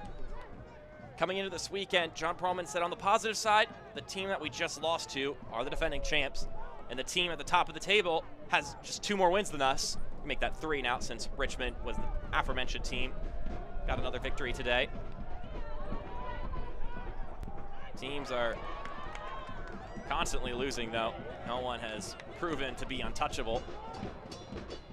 Even Omaha, a team that up until today just didn't trail in games, just didn't happen, were dealt their 2nd loss. So card is coming out. Joseph Salinas trying to break up the kerfuffle.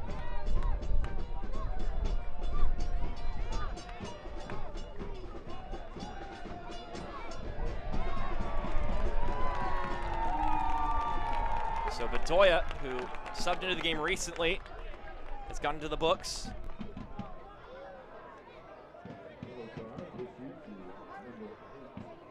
So to catch you up on those substitutions, Calixto coming in for Korf.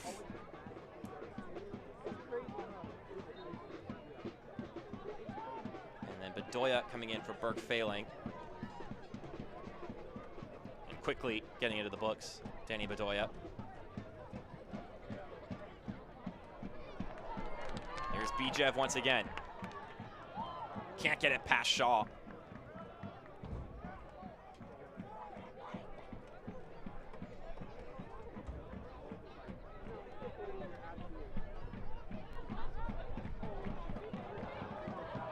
Bedoya dashing forward, gets it to on Gio Calixtro. Also subbed in the game. Oh, that touch was too far ahead of him. Looked like he was winding up.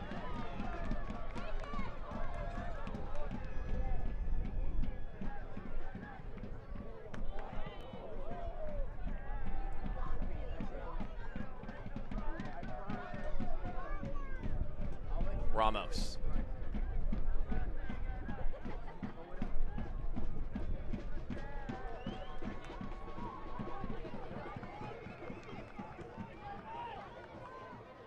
Diego Casillas. Not able to get it past Jacob Kroll, but does earn the throw-in.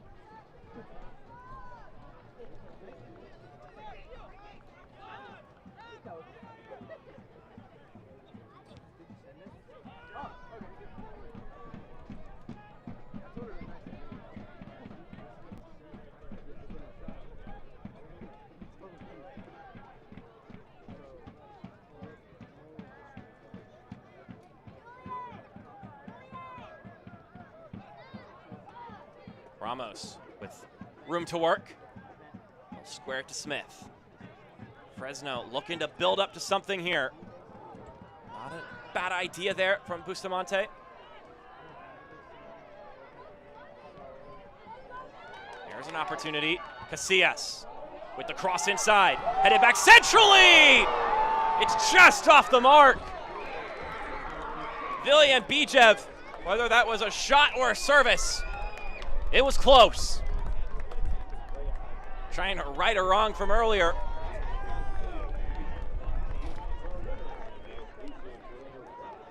The one-time volleyed cross. Bijev, whether that was looking for Bustamante or trying to find the far post, it was promising. The Fuego are coming.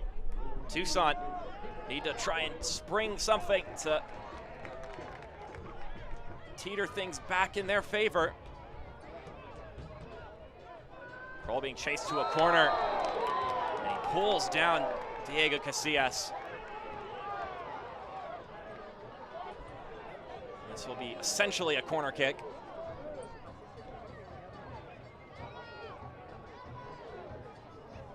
The effort there just gets around him.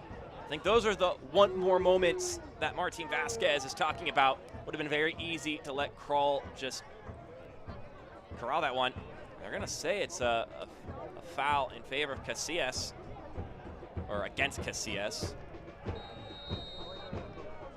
That wasn't my first impression, but there was also an official right there with a front row seat to the action. Maybe didn't take too kindly to some of the tugs that were taking place before Casillas was pulled to the ground. Bedoya plays over to the right-hand side. Here come Tucson. Cross comes in! And Gio Calixtro nearly connects. Both sides are starting to feel it. I don't think either team will be content with this 0-0 scoreline. 3 points are non-negotiable. USL is committed to supporting the LGBTQ+ community. Through the Forever Proud project, USL strives to create safe and welcoming environments for all fans, players, employees, and partners. Learn more at uslsoccer.com/foreverproud. So we get another booking. And a free kick on the other end for the Fuego.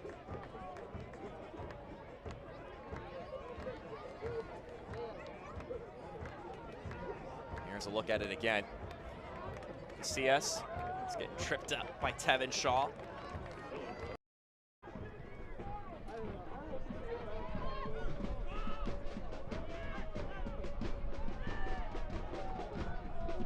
Tevin Shaw. Here's Matchell. He pokes it to Allen. Allen brings it inside, and it's just wide of the near post.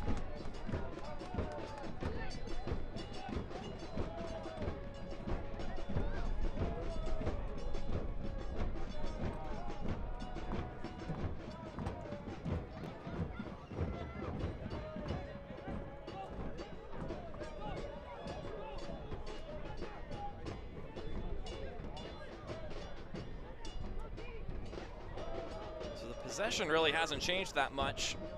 The Fuego with 63% of the ball to Tucson's 37%. Both sides possession-oriented teams here on the home field advantage. It's the Fuego who continue to hold the ball and keep possession as they have throughout this season.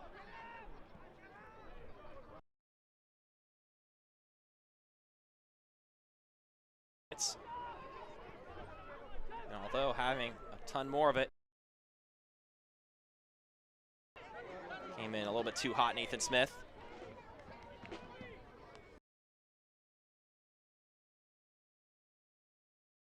Numbers, Kalikstro looking for the seeking pass.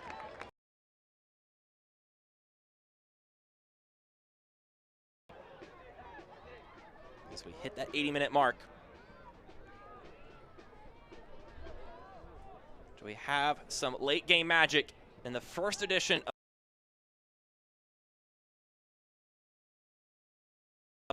They've played in USL League 2, they've played in the PDL. This, the first matchup.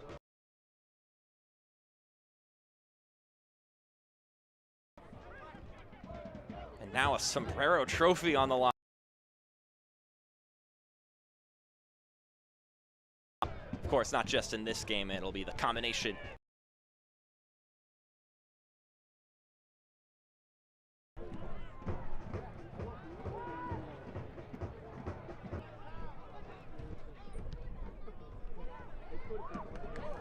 Here's Smith, plays it out wide to Casillas.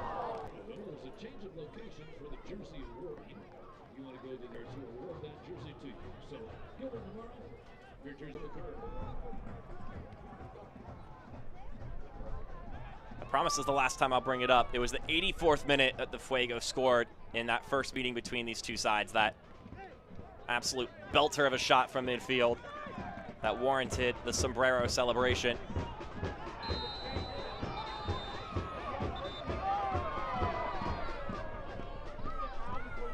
Now we got a free kick for Tucson.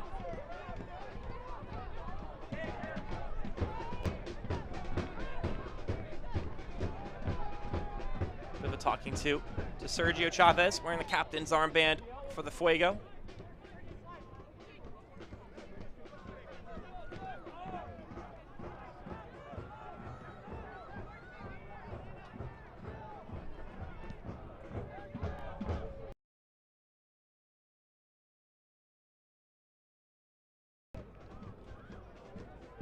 Allen down the sideline, finding Perez. He ends up getting the ball chased away from him.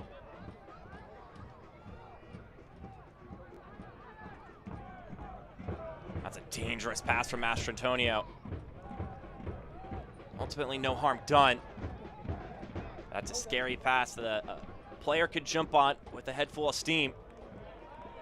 Here's Bijev. One step, a second, rolls it towards the net. And that came dangerously close. Looking to tuck it in that bottom left corner.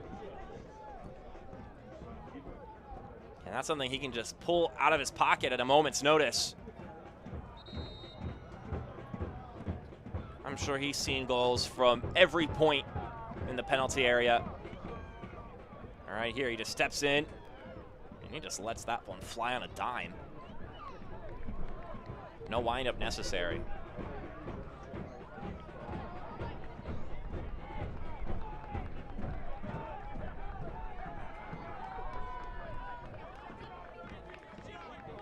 Got some slowdown here.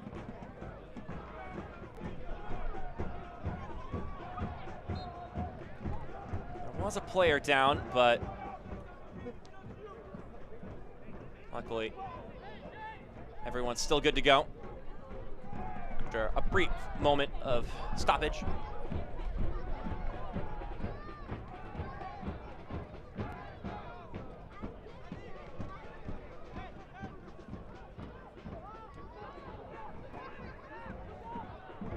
Mastrantonio has to deal with some pressure. Now Morancio.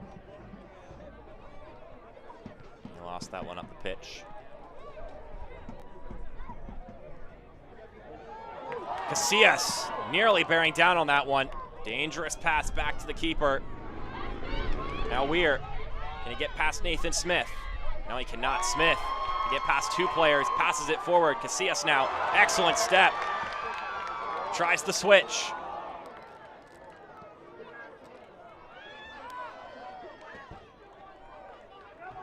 A push one end, can't result in a counterattack on the other.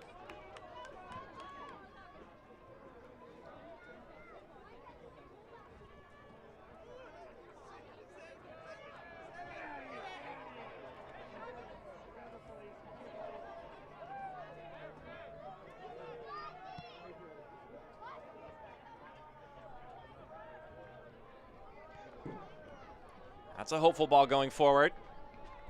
Gillingham is there. He'll play it back to Antman.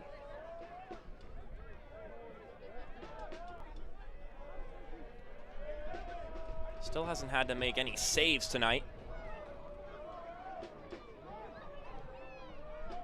Probably the closest opportunity ended up being headed away by one of his teammates.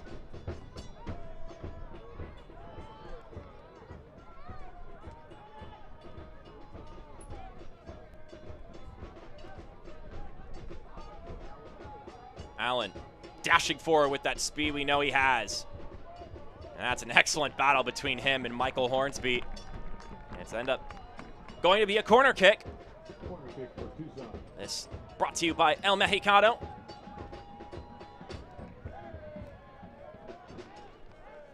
Talking about set pieces, John Perlman said it. He's been pleased with how they've done on the set pieces, both defending and attacking.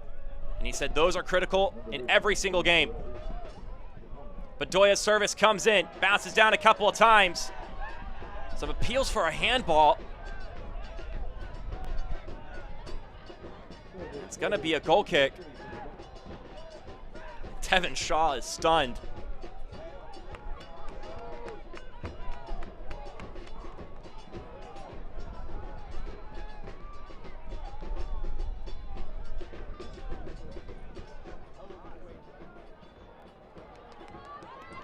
Bijev going down the gut. Plays it right to Casillas. Diego Casillas. Back to the middle. The back heel from Bijev, but not quite ready for it. Behind him, I think that was Bustamante.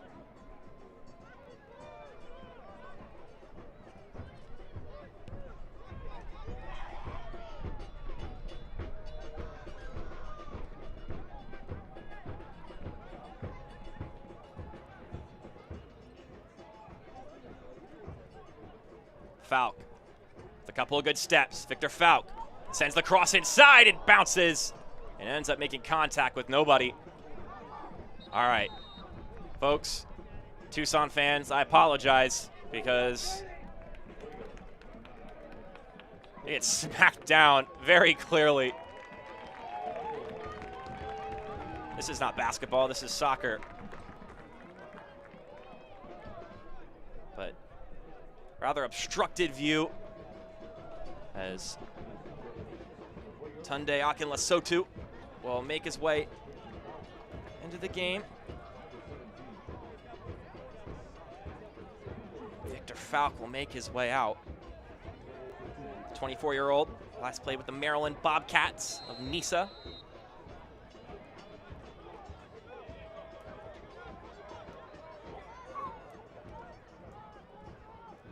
And also Christian Cheney coming in. A little short shift for Renato Bustamante, but Cheney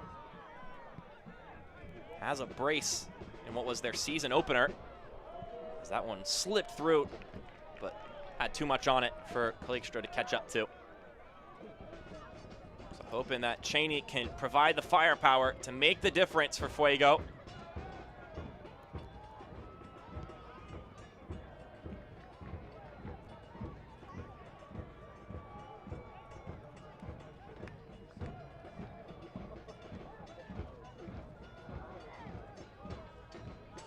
For those at the Fire Truck Brewing Company in Tucson, I know you're all at the edge of your seats. Hope you're having a good time with the beer and nachos and cocktails that are at your disposal.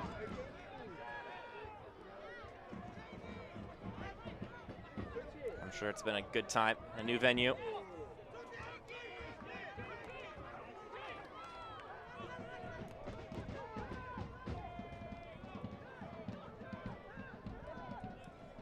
Of course, getting into the nervy moments here as we approach 90 minutes. I expect a couple minutes of added time. The fans here also made a night of this game. The Western Classico. Antman able to pick it up, and we've got 3 minutes. Ample time for either side to take 3 points here. Gillingham taps it forward. Cheney with his first touch. All jumped on by Tarnweer. And that's going to come back.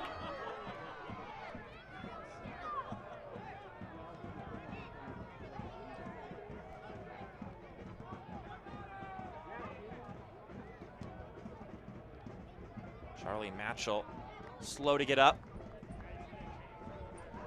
There will be a Tucson free kick.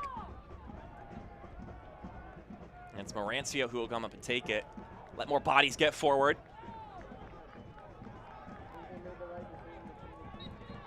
We've already got a minute of that added time, practically already over. And there they are. Hope you're all doing all right. Don't get too nervous.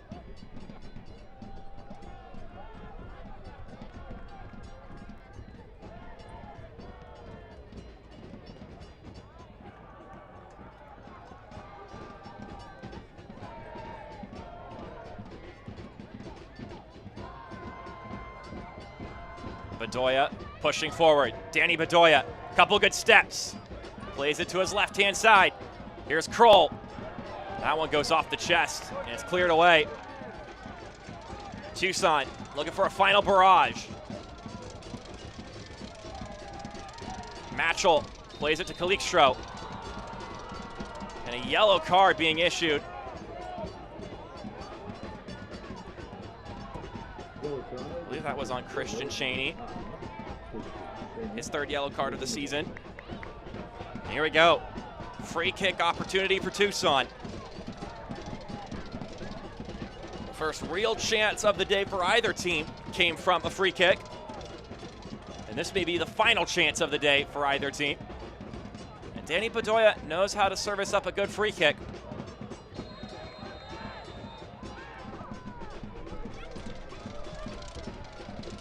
Comes down, dribbles around, and there was a touch from Kroll. But I'm not sure if he was anticipating it to fall at his feet. And he quickly tracks back, doesn't have time to bemoan over it.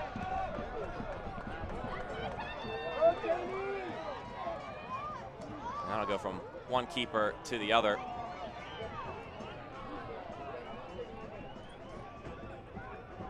That might be the end of it.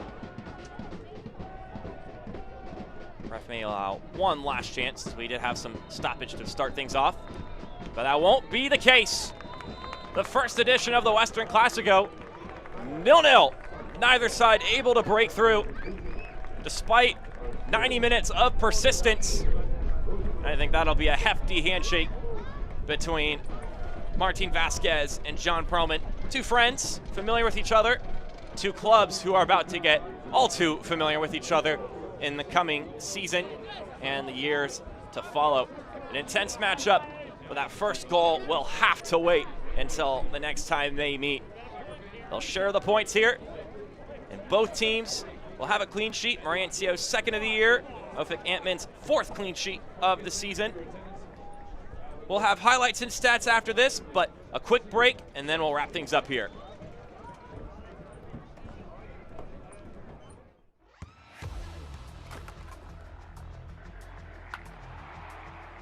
We all have goals. But let's be honest. Most of us aren't going to be professional athletes. But if your goal is to finish your degree, we can help. Come to a university that puts your goals first. Bellevue University, your partner in finishing goals.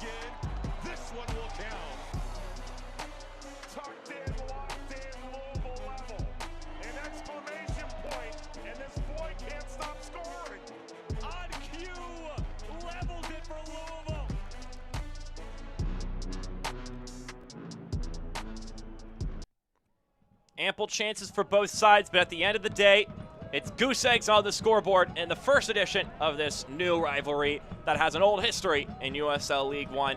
Central Valley Fuego and FC Tucson in the Western Classico. For one last time today, welcome back to the broadcast. My name is Mark Schoenster. Let's take a look at the highlights from today's game. Both teams had some chances to take 3 points, but neither side could come out on top and find that key moment, that defining moment in this game. You see, that was a chance early on in the second half. Sharif J crossed in the middle, looking for Falk, but Kalen Fox jumping in on that pass like he does all so often. And then on the other end, Francois Dulis tracking back, catching up with Tarn Weir, and then Derry Korf had the moment. Both him and Villian Bijev, let's say dubbed the premier strikers for their team, had a chance to put a shot on goal. Neither side can make it happen. Then Luca Mastrantonio puts this one over the crossbar. The foul would nullify the opportunity anyway, but another great chance. A couple of moments on set pieces for Tucson where something could have been made of it, but ultimately it did not. Now that aforementioned chance from Bijev, here it is right here. He has all the time in the world to wind up, maybe too much time. And he just skies it over the crossbar. No challenge to Carlos Morancio. That's a rare sighting from Villian Bijev, a man who knows how to score some goals. Here are the full-time stats. And with that, you see the possession very favoring Fuego. Both sides like to have possession. But worth noting, the Fuego keeping a clean sheet in 4 of their 10 games this season. And that's just second behind the Greenville Triumph, who got their 5th today against Union Omaha. So although known for some of their offensive prowess, Fuego can bunker it down the defensive end. And that's it for today. You see all the score lines? 3 wins, 1 draw to close things out between the Fuego and FC Tucson. And now here's how the standings pan out. Tucson still at the bottom of the table, still in single digits, but they got a point. And they were able to get it without scoring a goal, which wasn't the case these past few weeks where they were able to score but couldn't find a victory. So that'll just have to be where they make do, and they'll be back at the drawing board next weekend. So in this new rivalry, a decision will still have to be disputed in their next 2 matches. If you're still hungry for some League One action this weekend, we got another match tomorrow, 7:30 p.m. between both Ford Madison and Tormenta. But for Saturday's action, that will do it here for our entire broadcasting crew. I'm Mark Schoenster saying so long and have a good night from wherever you are.